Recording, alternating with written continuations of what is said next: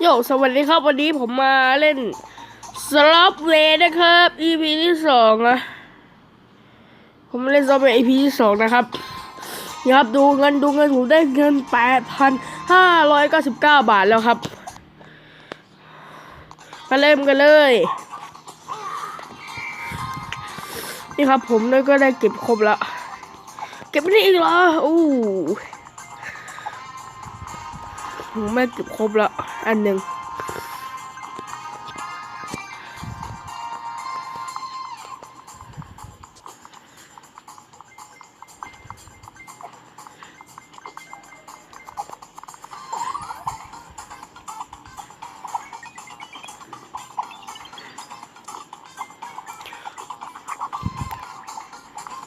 นี่ครับผมก็เล่นใบเมื่อวานนะเล่นต่อกับขายคลิปเสร็จนะเล่นหลังกล้อง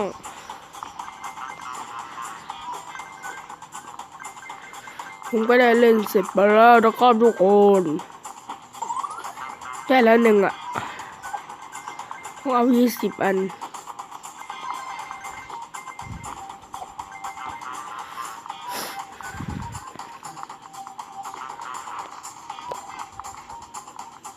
นี่ครับ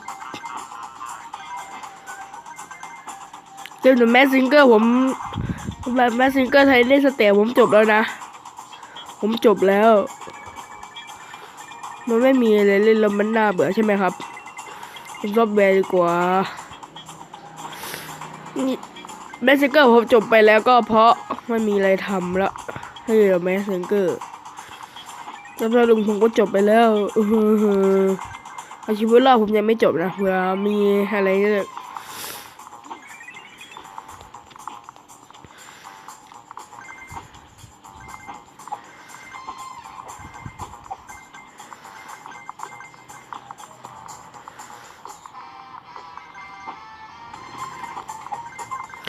พาร์ทหนึ่งผมจะเล่น2 ตานะครับ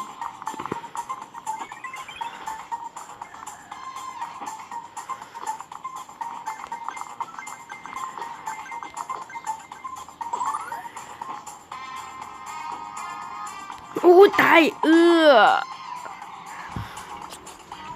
มาดูกันว่าได้กล่องอะไรได้เงินครับเดี๋ยวผมมาแล้วครับเมื่อกี้ดูโฆษณาเอาเงินดูครับได้10,000 กว่าครับเจ๋งมาก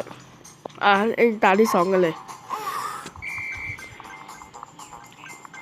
ตอนแรกจะช้าหน่อยนะครับทุกคนอย่าด่ากันนะผมเพิ่งเล่น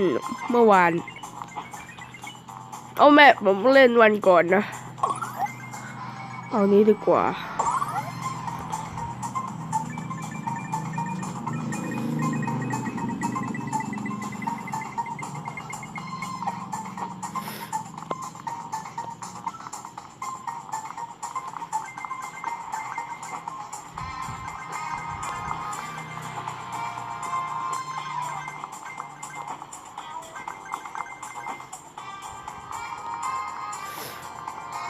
นี่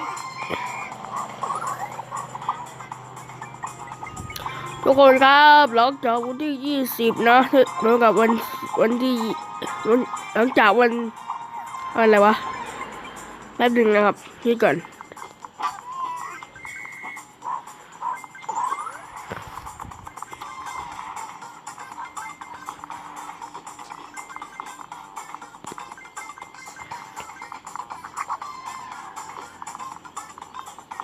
หลังจากวันที่20นั่นแหละครับผมจะไม่มีคลิปอะไรลงนอกจากช่วงอะไรพาเที่ยวนะครับเก็บตังค์ไปเรื่อย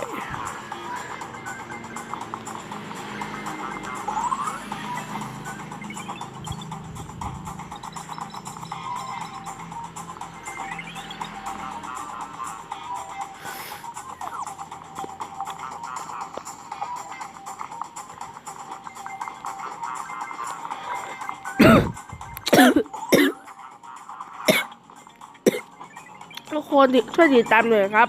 100 คนผมจะฉลองนะแจ้งเพื่อนในเซิร์ฟเวอร์ เ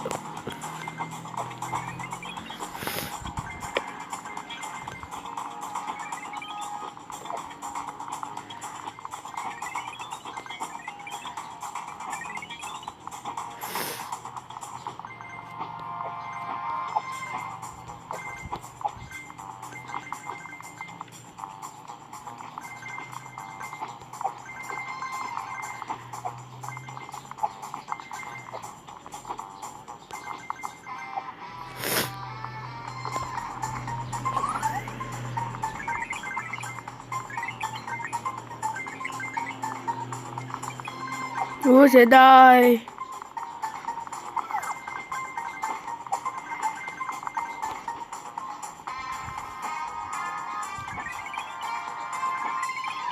โอ้นี่แหละอึ๊บเงินขึ้นรัวๆครับ แล้วก็อีก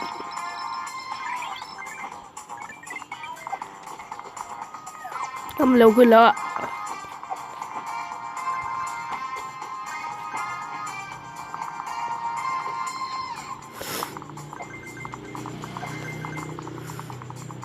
อันที่เป็นแบบเนี้ย